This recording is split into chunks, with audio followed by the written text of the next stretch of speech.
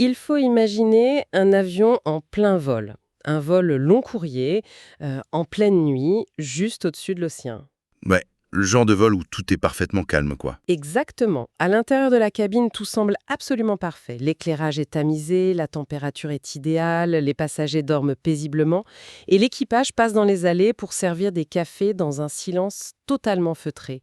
Pas la moindre zone de turbulence à l'horizon. Et surtout, j'imagine que sur le tableau de bord, dans le cockpit, il n'y a aucun voyant rouge qui clignote. C'est ça. Techniquement, selon tous les instruments de mesure, le vol se déroule à la perfection. Mais quelque part dans la structure de l'appareil, sous le plancher, il y a une très légère vibration, une micro-secousse constante que personne ne perçoit, sauf peut-être un mécanicien hyper expérimenté qui la sentirait résonner dans la plante de ses pieds. Tout le monde à bord est convaincu que le vol est sûr, alors que le déclin a déjà commencé.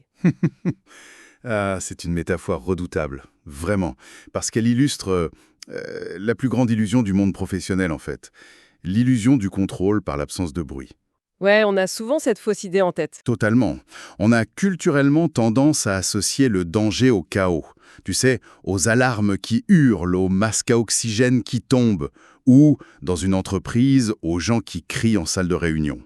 Mais la réalité, c'est que la rupture ne naît presque jamais dans le chaos.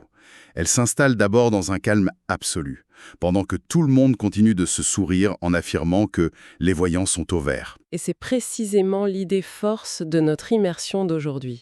Notre mission pour cette analyse détaillée, c'est de décortiquer ce qu'est un signal faible. On va s'appuyer sur des cas concrets, et notamment les carnets d'observation du cabinet de conseil Joker Impact et les travaux de leur consultante Sophia. L'objectif, c'est de comprendre cette fameuse vibration, de différencier une équipe vraiment soudée d'une équipe simplement complaisante et de voir comment traiter ça avant la catastrophe. Ok, décortiquons tout ça. Commençons par le tout premier symptôme qui est peut-être le plus trompeur, la réunion parfaite. Ah oui, la fameuse réunion parfaite. Sur le papier, c'est le mythe absolu de l'efficacité en entreprise. Les études de cas qu'on a là décrivent ça avec une précision presque chirurgicale. Les réunions commencent et se terminent à l'heure pile, le ton est courtois, personne ne se coupe jamais la parole, et surtout, aucune contradiction. Ouais, aucune. Voilà. C'est d'une propreté clinique, tu vois, limite stérile. Alors, je vais me faire un peu l'avocat du diable ici. C'est vrai que quand on passe ses journées dans des organisations, une réunion qui finit à l'heure sans conflit, on a plutôt envie de sabler le champagne. C'est comme regarder un lit parfaitement fait, alors que tout le désordre a juste été poussé en dessous pour faire bonne impression. Mais au fond, ne devrait-on pas se réjouir d'avoir des réunions aussi efficaces? Bah, ce qui est fascinant ici, c'est que cette absence de bruit n'est souvent qu'une façade. Une illusion totale. L'organisation officielle est super lisse dans la salle de réunion, mais dès que les gens franchissent la porte, l'organisation réelle, elle, prend le relais. Sur les téléphones, j'imagine. Exactement. Dans les couloirs, chacun sort son smartphone, les boucles WhatsApp s'activent. Les vraies décisions, ou du moins les vraies contestations, se font en sous-marin à la machine à café. L'organisation réelle court-circuite complètement le canal officiel. Donc, le silence dans la pièce, c'est pas du tout un silence d'approbation. C'est un silence d'évitement, en fait. C'est exactement ça. Il y a la peur de déplaire, la peur d'allonger les délais. Confronter une idée, dire non à un supérieur, ça demande une énergie cognitive immense. Ça crée de la friction. Donc le cerveau choisit la facilité. C'est la psychologie du déni collectif. Le confort du déni protège temporairement le groupe. C'est tellement plus facile de ne pas faire de vagues. Sauf qu'une équipe vraiment soudée, c'est une équipe qui accepte la friction, non? Mais carrément, une équipe soudée, elle débat, parfois fort, parce qu'il y a de la sécurité psychologique, alors qu'une équipe en apparence calme, elle a très souvent juste démissionné intellectuellement. Et c'est là que ça devient vraiment intéressant. Parce que ce silence de groupe, cette démission, elle s'installe d'abord chez l'individu de manière presque indétectable. Et le danger, finalement, ne vient pas de ceux qui se plaignent, mais de ceux qui s'arrêtent de se plaindre. Ouais, il faut vraiment distinguer la fatigue du désengagement structurel profond. C'est une frontière super fine. Quand quelqu'un est juste fatigué, il râle encore, il pointe les incohérences, il se plaint du système. Parce qu'il y croit encore au fond. Voilà. Paradoxalement, la plainte est une preuve d'implication, alors que le désengagement profond, c'est l'histoire, très dure d'ailleurs, du collaborateur autrefois hyper engagé qui devient progressivement impeccable. C'est l'employé modèle de façade. Ah oui, le cas de ce commercial dans les notes, qui cartonne depuis des années et qui d'un coup se met à répondre juste vu sur les messageries au lieu d'argumenter. C'est ça, pas d'explosion, pas de plainte. Il se retire proprement, il plie ses affaires sans faire de bruit.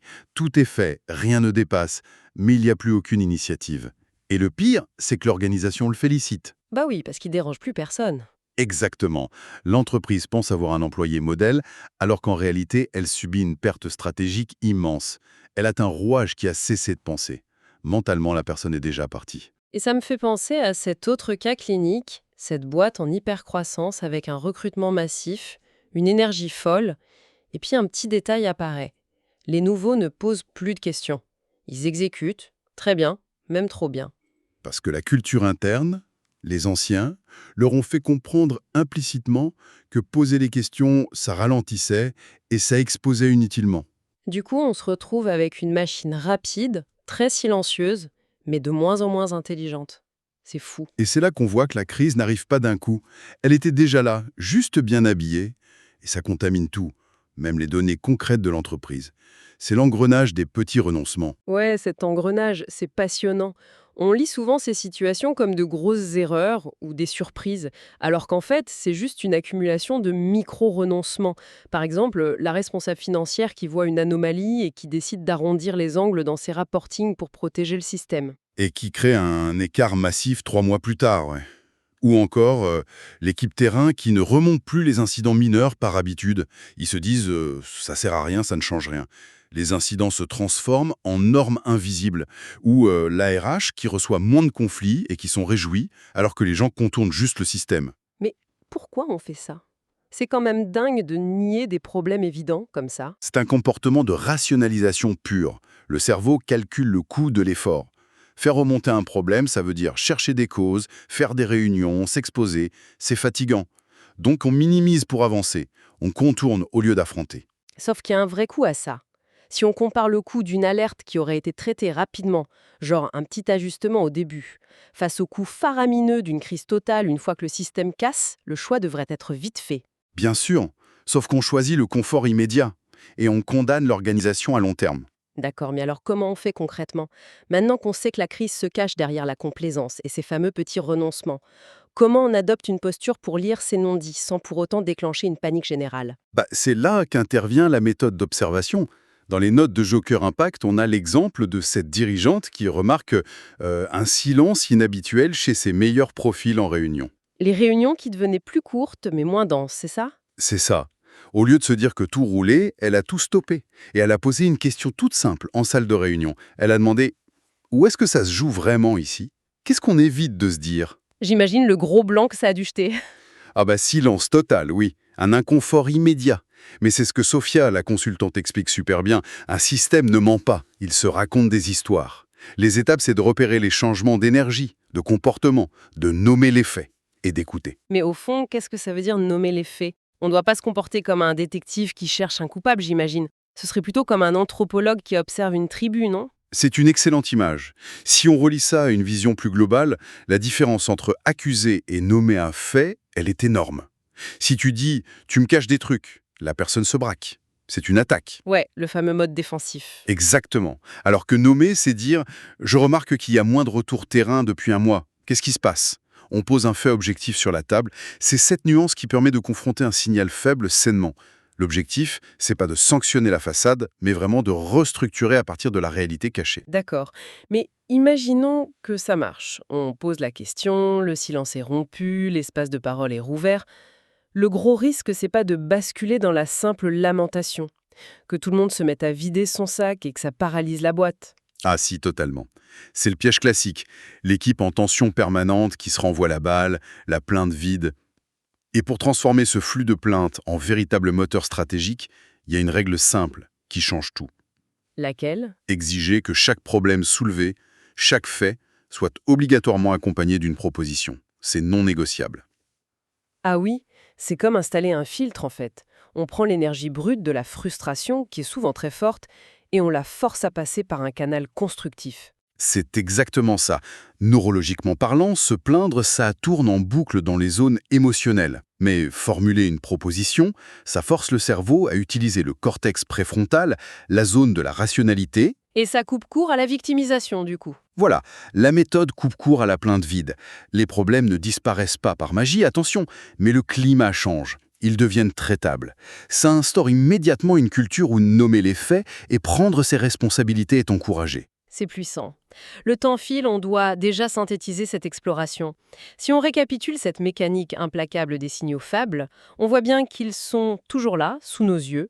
Le silence d'un bon élément, la petite blague cynique, le chiffre lissé, ils sont visibles par tous, mais on les ignore par pur confort. Ouais. Et pour les traiter, et ça exige de faire un effort conscient. Ça demande de ralentir, d'observer sans interpréter trop vite, et surtout de nommer les faits sans juger.